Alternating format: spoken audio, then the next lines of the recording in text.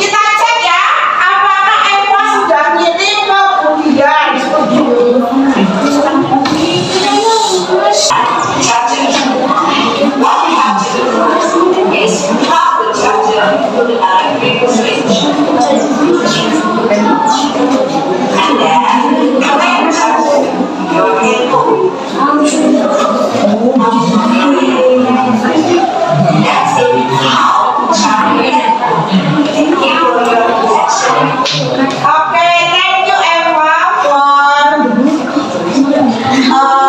recording how to charge the iPad. Next, for the visual, kalian membuat Canva ya. Ada yang mau presentasi satu? Siapa yang mau presentasi, Putra? Oh ya, silakan. Rafael, menulis apa, Pak? Our group upload the tag how to make a cup of coffee. Yes, a cup of coffee. Diperlihatkan ingredients. Ingredient of the 2 spoon of sugar, 1 spoon of coffee powder, 1 butter, a cup, a spoon. Procedure: prepare 2 spoon of sugar, a cup, 1 butter, 1 spoon of coffee powder, a spoon. Shake it well and the hot coffee is ready to drink. Oke, thank you. Oke, untuk kinestetik saatnya kita praktek, ya. Praktek untuk kelompok ini menulis apa? How to make tag. Kelompok ini menulis how to make coffee. Oke, silakan mau siapa dulu yang praktek? Kopi dulu, silakan kopi. Posisi. Siapa yang mau praktek? Siapa yang mau membacakan?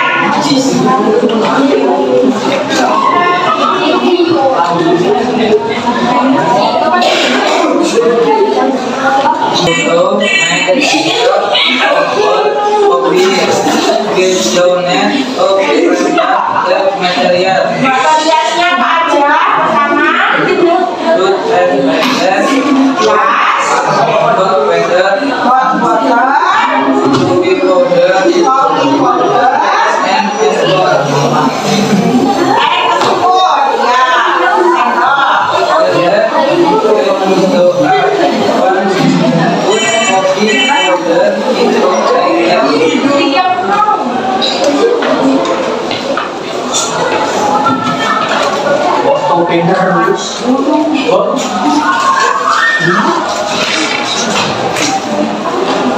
Next, and pour in hot water.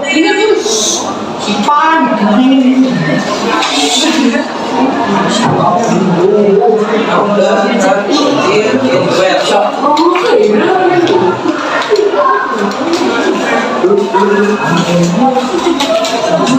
Finally, a cup of hot and deep is ready to drink. oke, terima kasih. Beri applause.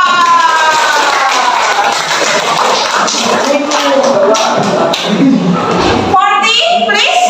Take group.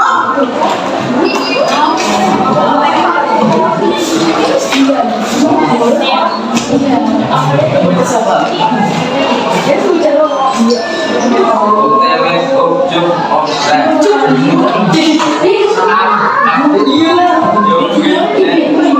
Then, joke Di back, terus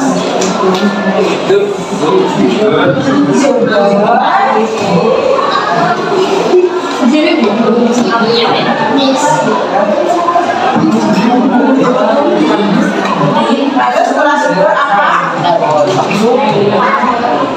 Lalu apa madu?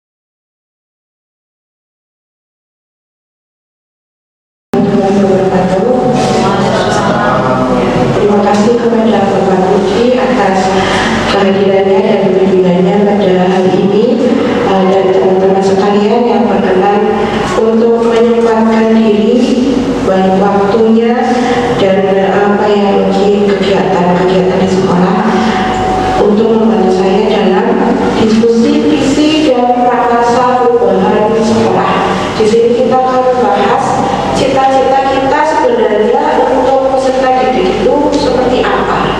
Lalu apakah sudah sesuai dengan visi yang ada? Dan jika nanti tidak sesuai, kita mungkin bisa memberikan seperti tambahan ya untuk tahun berikutnya, dan beberapa perilaku yang akan kita lakukan untuk mencerminkan visi yang ada di sekolah kita.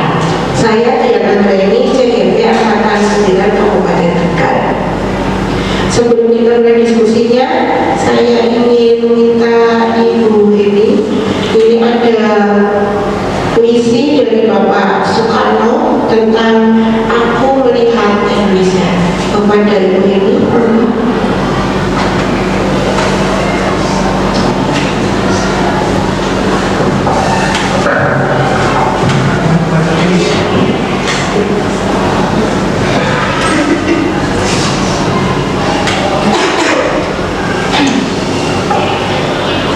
Aku melihat Indonesia.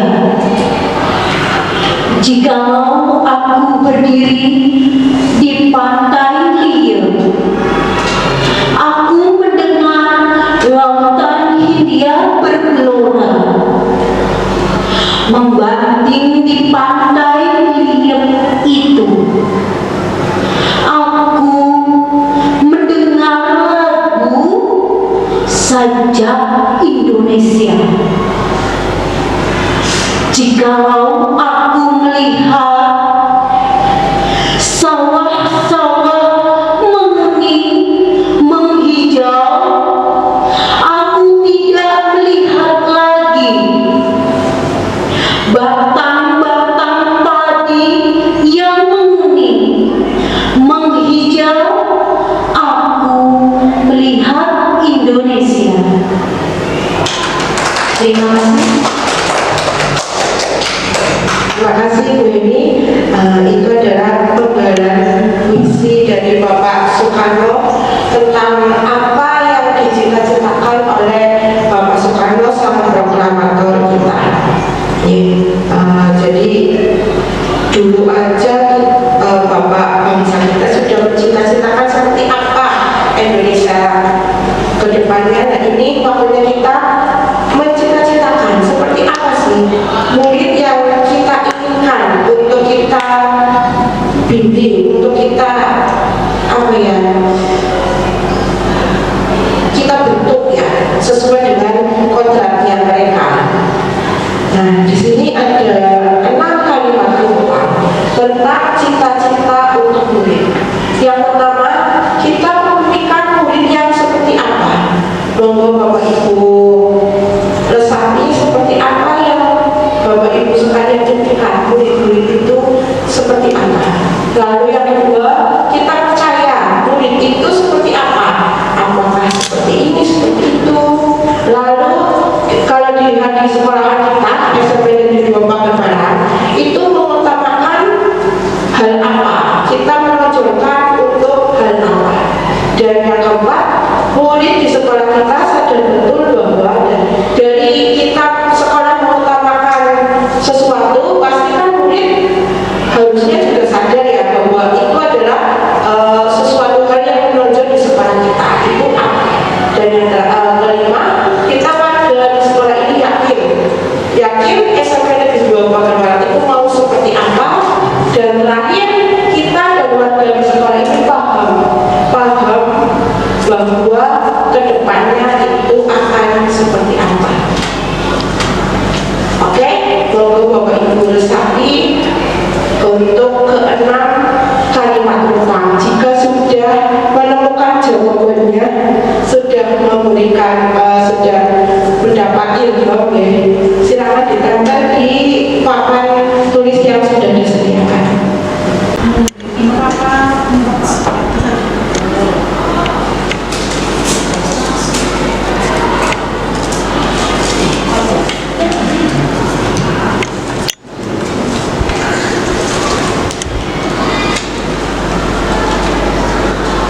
Wangsitnya sudah. Kamu bisa guys. Semangat.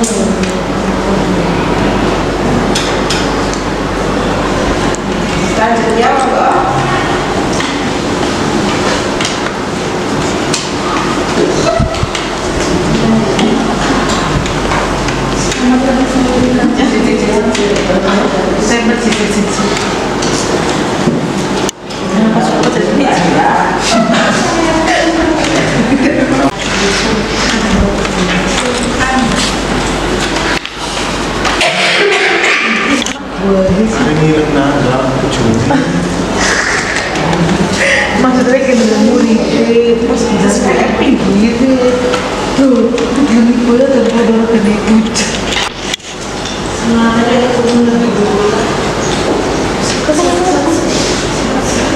Iya.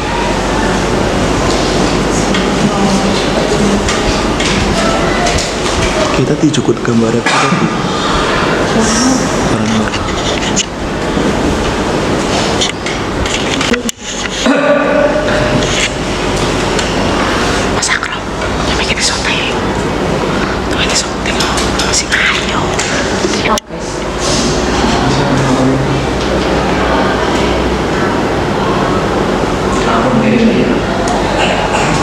Ya pada baik ngomongin kan. yang berdiri Namanya Pak Erpan ini kamu. Batik Ilhamnya semalam sudah keluarga bukan Pernah sampai SD? lagi arah batik keluarga bukan sungai. cita-cita untuk murid-murid kita ke depannya. Kalimat tentang yang pertama,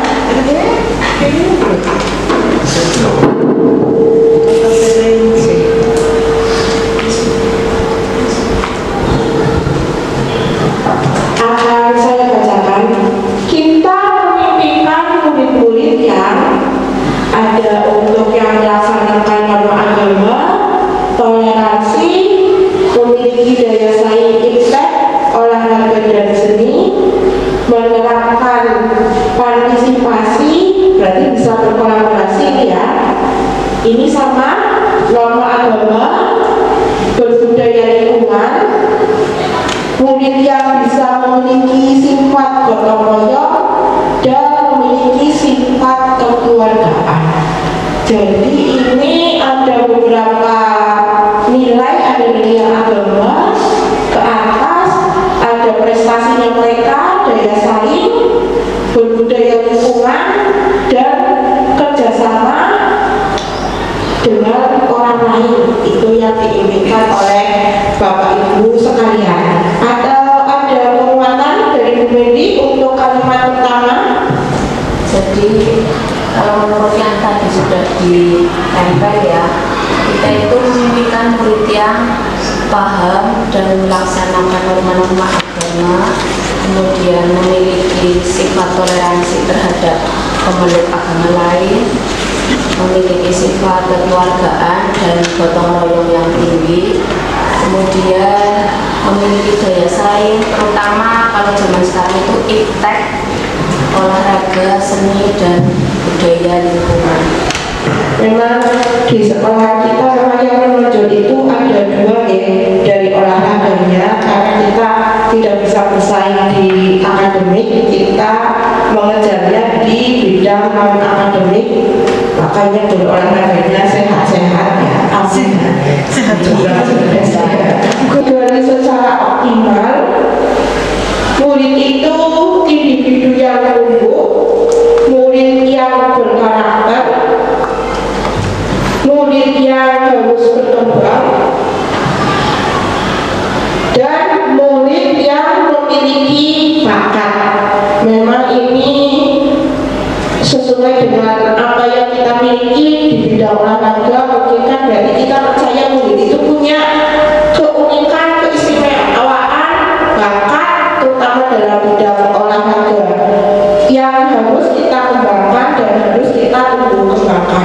Mungkin dari Ibu Maula ada tambahan untuk kalimat kedua? ya ada. Kita percaya bahwa masing dan juga memiliki keistimewaan dan bakat yang dapat kita gali seoptimal mungkin sehingga mereka dapat menjadi individu yang tumbuh kembang dengan baik.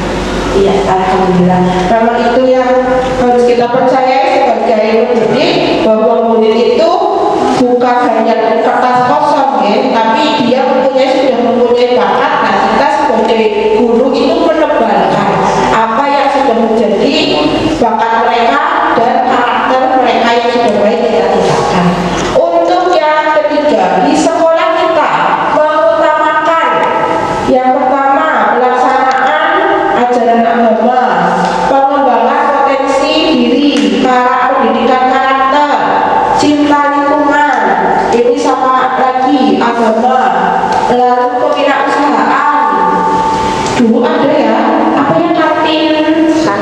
kejujuran. Kan itu jujuran dulu ada, sekarang bangkrut. Nggak kembali modal ya ini. Lalu ada pribadi murid yang mandiri dan cerdas, terampil. Di sekolah kita mengutamakan hal itu. Mungkin ada penguatan dari Pak Joko untuk kalimat yang ketiga di sekolah kita mengutamakan apa? Di sekolah kita mengutamakan apa? Kalau saya lebih mengutamakan karakter dan cinta lingkungan. Karena sekolah Diwiata ya Pak. Iya, karena kita sekolahnya sekolah Diwiata, jadi harus mengutamakan begitu ya. Terima kasih Pak Joko. Itu memang unggulan ya di sekolah kita untuk karakter cinta lingkungan. Yang keempat, murid di sekolah kita sadar betul bahwa murid itu harus mempunyai teladan, harus mendapat pengajaran, ke sekolah mendapatkan ilmu, kita harus berbudaya lingkungan, memiliki budi pekerti, berprestasi dan berkarakter. Itu adalah apa yang murid sekolah kita sadar betul. Mungkin ada penguatan dari Ibu Reni untuk kalimat rumpal yang keempat. Maju Ibu Reni. Anak kayak ini.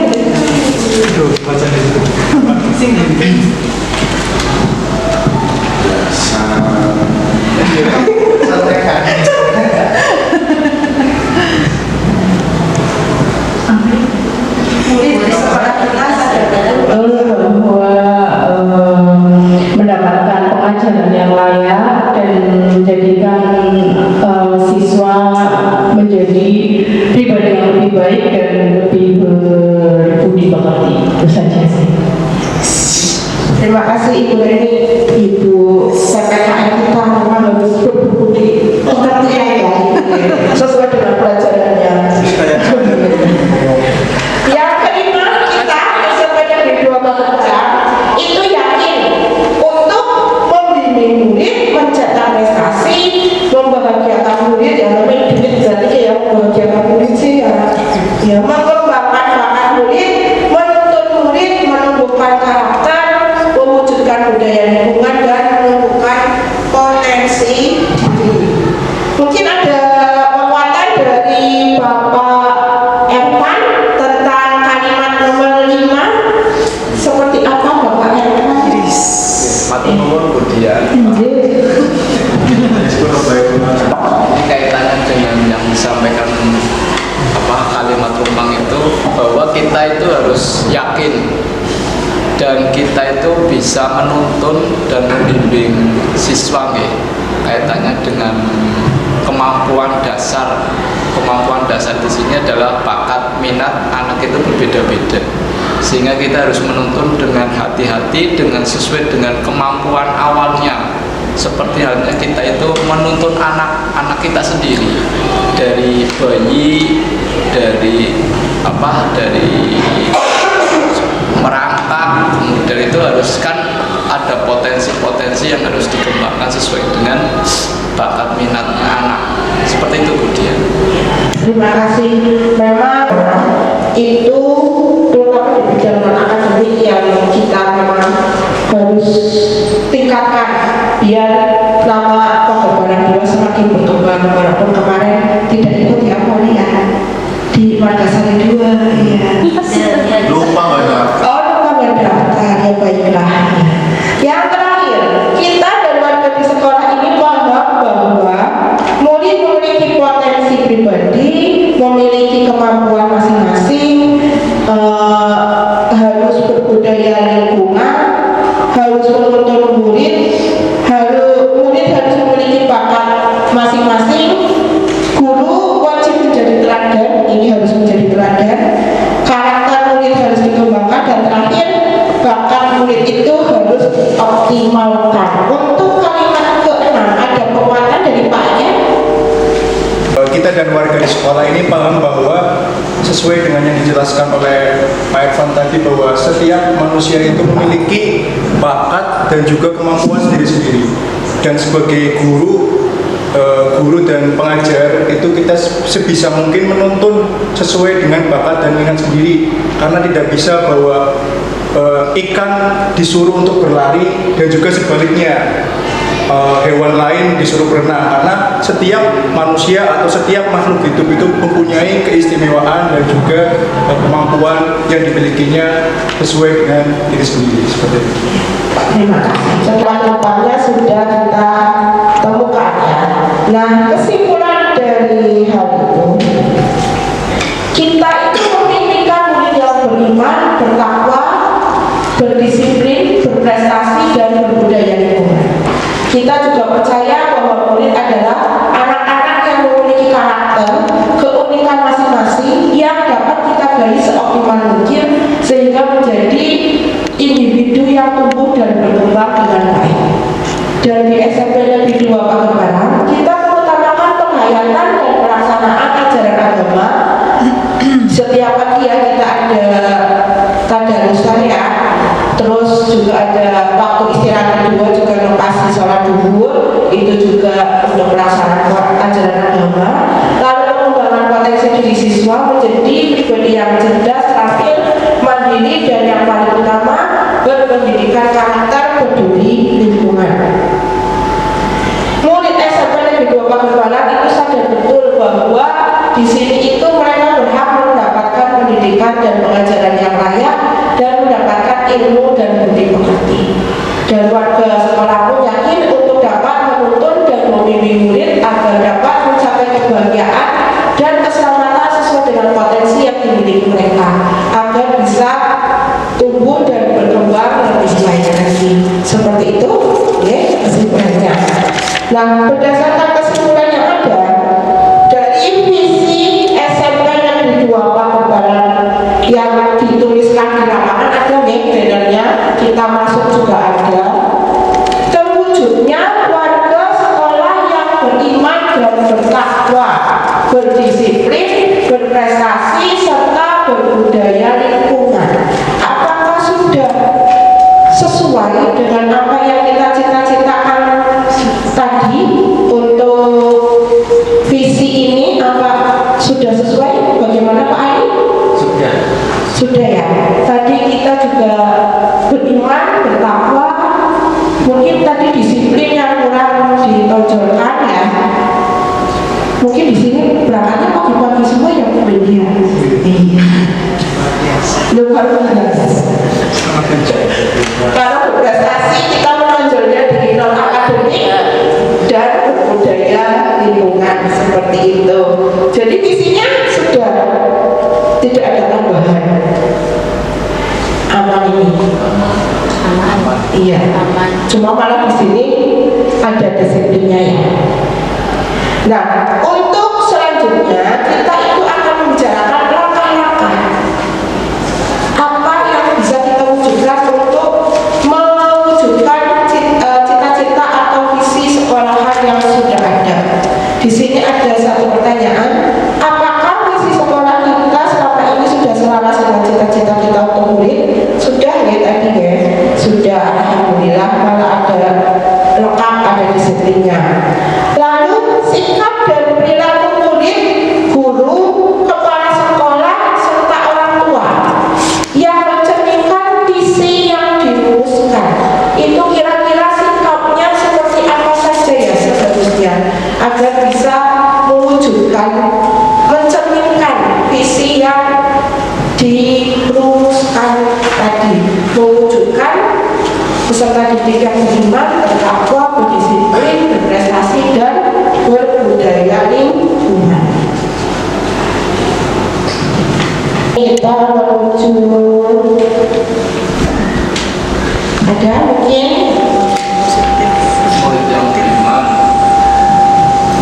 ya beriman ya, untuk mencerminkan hal itu, sikap dan perilaku kita seperti apa seharusnya gitu.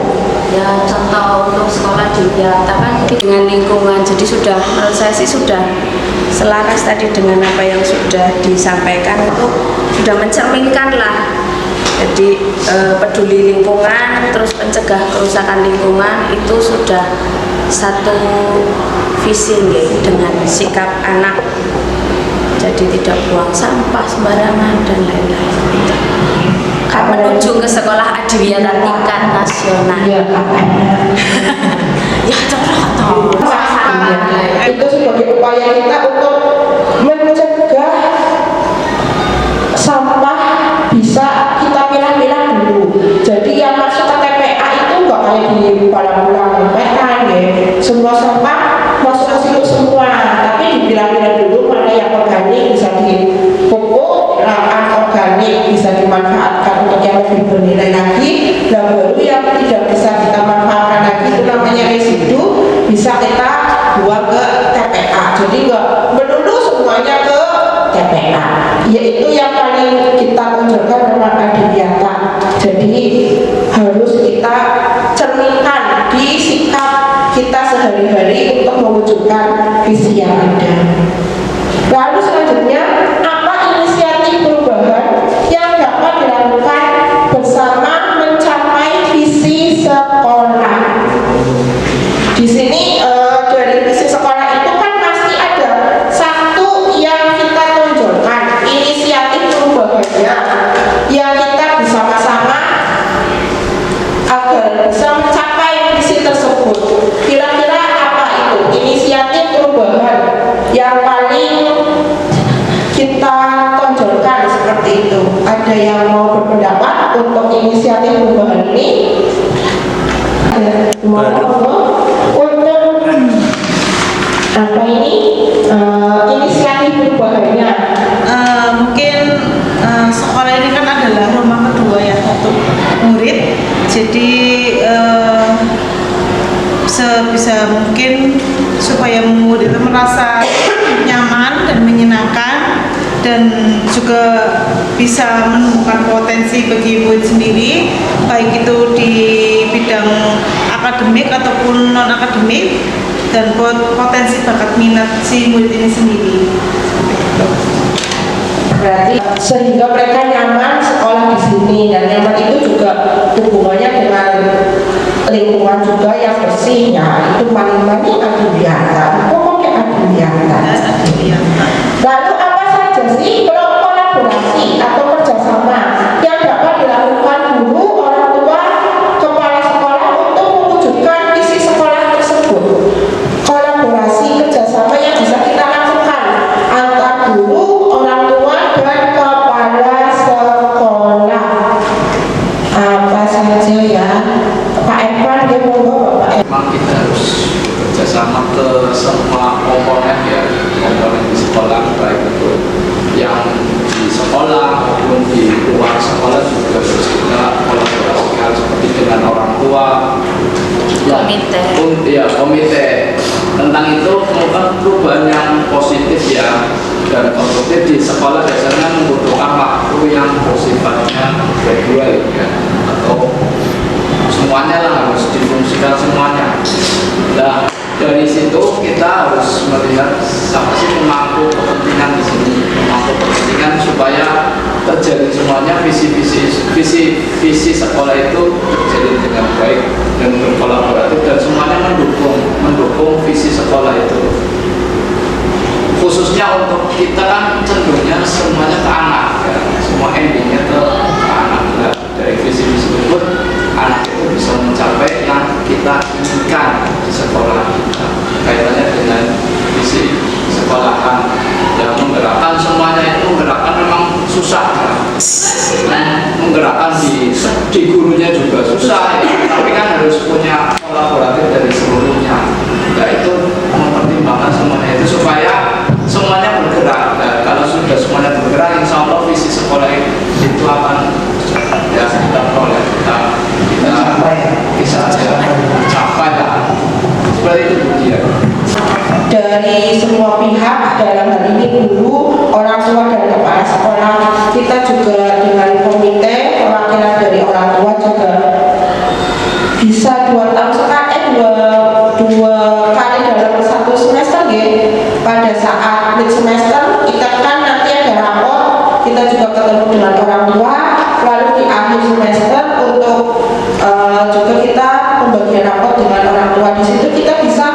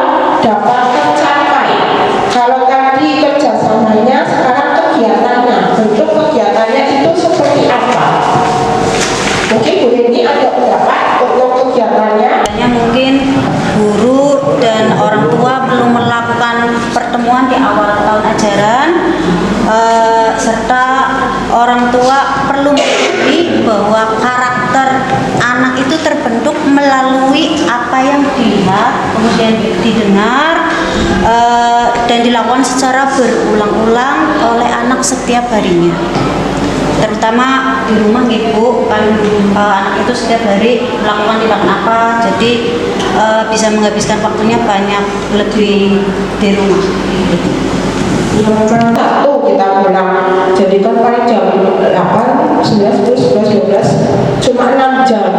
Dan berarti sisanya itu 16 jam itu kan di rumah. Jadi memang kerjasama antara orang tua itu harus berjalan dengan baik, walaupun memang kita notabene sekolahan pinggiran, kita kan apa ya, orang tua itu banyak yang di luar kota ya, tapi ya sebisa mungkin kita bisa kerjasama dengan pertemuan-pertemuan rutin yang tadi kita sudah saya sampaikan, mungkin di awal atau di tengah, di mid semester ataupun di akhir semester itu kita bisa untuk menguatkan kerjasama yang ada. Atau panggilan orang tua. Aduh, panggilan orang tua yang panggilan orang tua. Bisa. Iya. Bisa. Seperti itu. Oh banyak, setiap hari ada.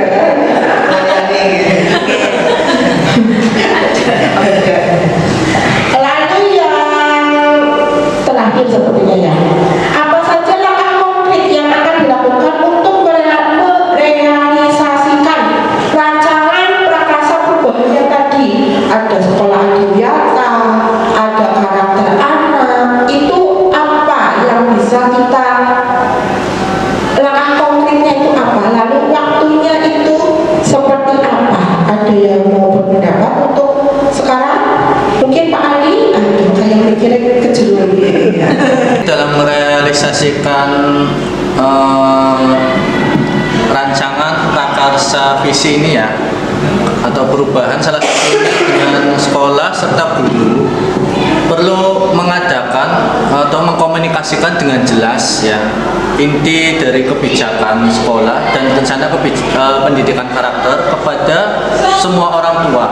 Dalam membuat kebijakan itu, sekolah bisa melakukan survei kepada para orang tua dan mempertimbangkan komentar, pandangan, masukan dari orang tua itu sendiri untuk merencanakan waktunya, bisa dalam jangka pendek ataupun jangka panjang, misalkan 5 tahunan ke depan seperti itu. Yang orang tua ini dikuatkan kayaknya ada ya, kemarin ya, itu memang dari format dari kabupaten ada formulir untuk PPDB itu di awal masuk sini itu ada beberapa kayak assessment awal ya, assessment awal, assessment kebutuhan apa Adanya AKPD, analisis kebutuhan peserta didik itu. Jadi karakter apa yang harus mereka tingkatkan, yang sudah ada seperti apa yang harus ditingkatkan, atau apa yang harus mereka hentikan karakternya. Mungkin dari karena sekolahan cuma 6 jam, lingkungan sekitar itu mempengaruhi yang buruk itu. Nah dari situ, dari awal assessment itu nanti kita kan bisa merancang untuk waktunya, apakah jangka pendek, jangka menengah, atau kita bisa masukkan ke dalam P5 mungkin ya. Untuk P5 kalau kita karakternya kurang apa, kemarin kita rapot ya, kurang bineka tunggal ika apa ya, bullying apa sih kemarin, si warnanya hijau sampai kuning rapot toh, ada kan kita kuning 2, hijau 2, merah 2, merah kan literasi, numerasi sama pengajaran. Si kuning kayaknya ada karakter ya, karakter memang kita memang kuning itu. Jadi mungkin di rapot juga sudah memang diwanti-wanti gitu ya. Jadi mungkin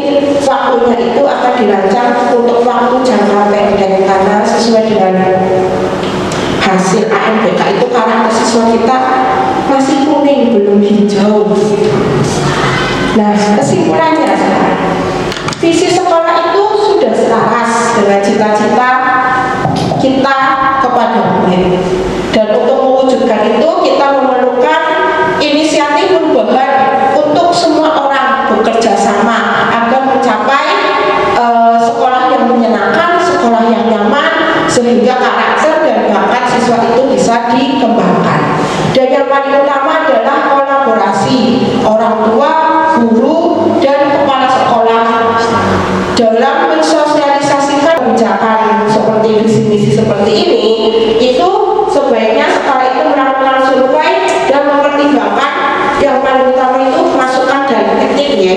Kalau ada sesuatu kekurangan mungkin bisa memasukkan kritik, dan itu harus juga kita jangan sebelah mata seperti itu, harus kita juga perhatikan. Mungkin sekian dari saya. Terima kasih atas teman-teman yang sudah meluangkan waktu untuk berdiskusi dalam visi dan prakasa perubahan untuk penugasan saya di pendampingan individu kedua ini. Terima kasih. Wassalamualaikum warahmatullahi wabarakatuh.